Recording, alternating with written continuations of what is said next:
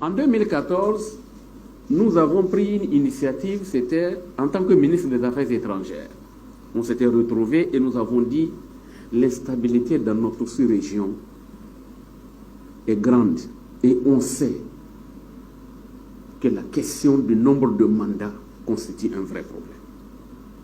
Nous avons proposé un texte à l'appréciation des chefs d'État et de gouvernement pour limiter le nombre de mandats à 2 dans l'espace CEDEAO. Mais les décisions se prennent à l'unanimité. Si un seul pays refuse, on dit OK, mise en attente. L'année 2014, 2 pays s'étaient opposés, le Togo et la Gambie.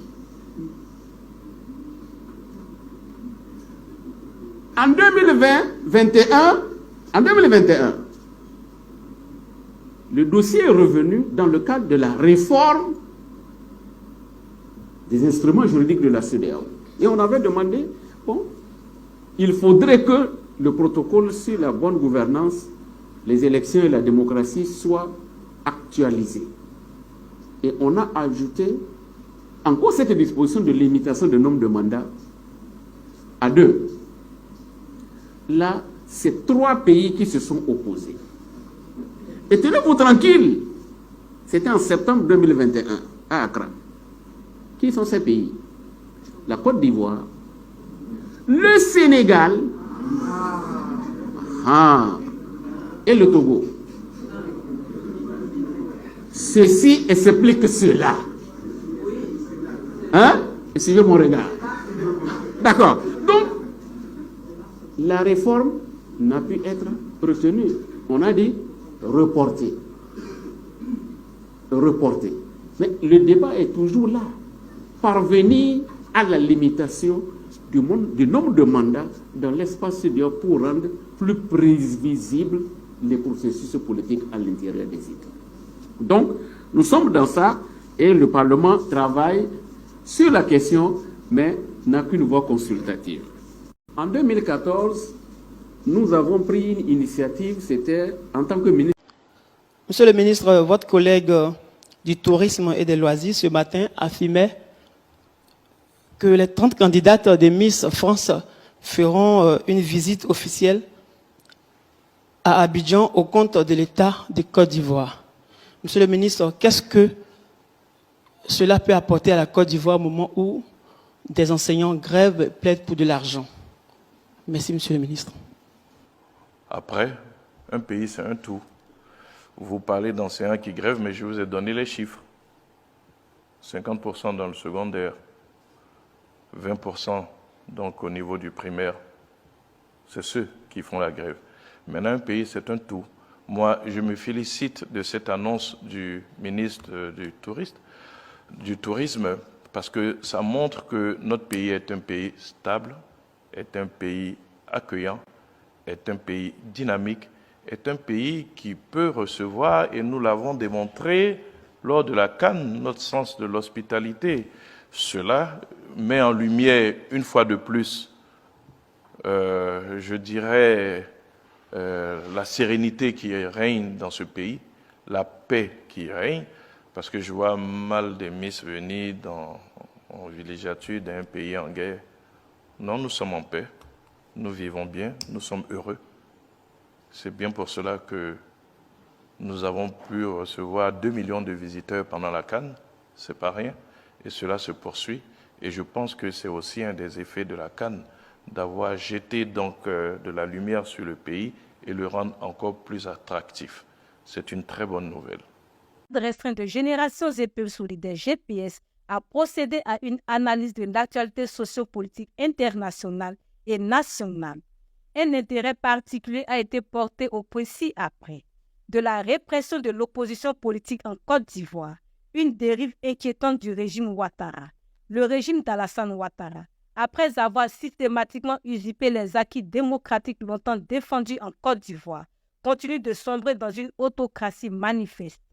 Le samedi 5 octobre 2024, M. Charles Rodel Tossou, secrétaire général adjoint du PPACI en charge de la mobilisation de la société civile et de 2 de ses collaborateurs ont été enlevés à Bingerville par un commando d'hommes armés et encagoulés, puis conduit en pleine nuit vers une destination inconnue. Le lundi 7 octobre, M. Dosso a été présenté à un magistrat afin d'être inculpé pour plusieurs chefs d'accusation, dont notamment atteinte à la sûreté de l'État, trouble à l'ordre public et organisation d'une manifestation interdite. Il lui est reproché d'avoir co-organisé une marche contre la cherté de la vie et les déguerpissements le 13 septembre à Abidjan, à l'initiative de la plateforme citoyenne Agir pour le peuple, AGIP.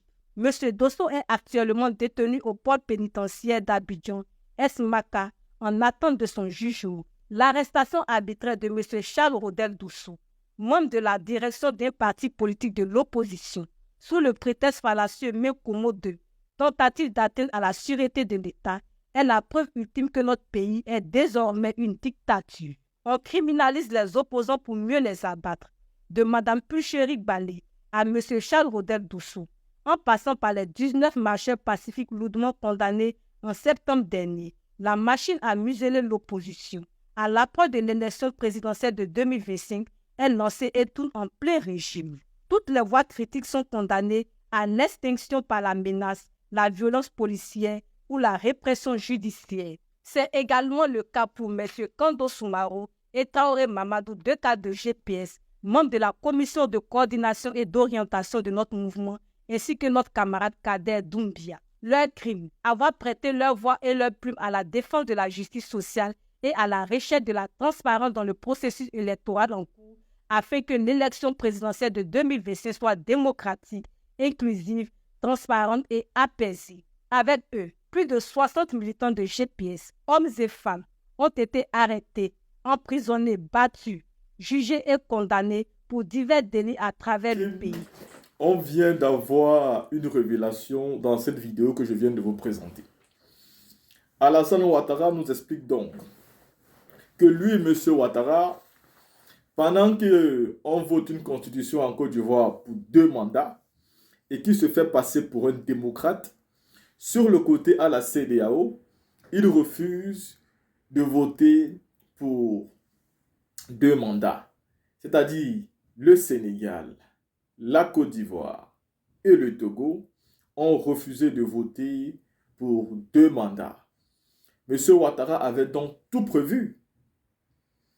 Le 3e et le 4e. Parce que c'est en 2021 que la Côte d'Ivoire a refusé de voter la limitation à 2 mandats dans l'espace de la CEDEAO. Comme vous venez de le comprendre, si un seul pays ne vote pas, la loi ne peut pas être acceptée.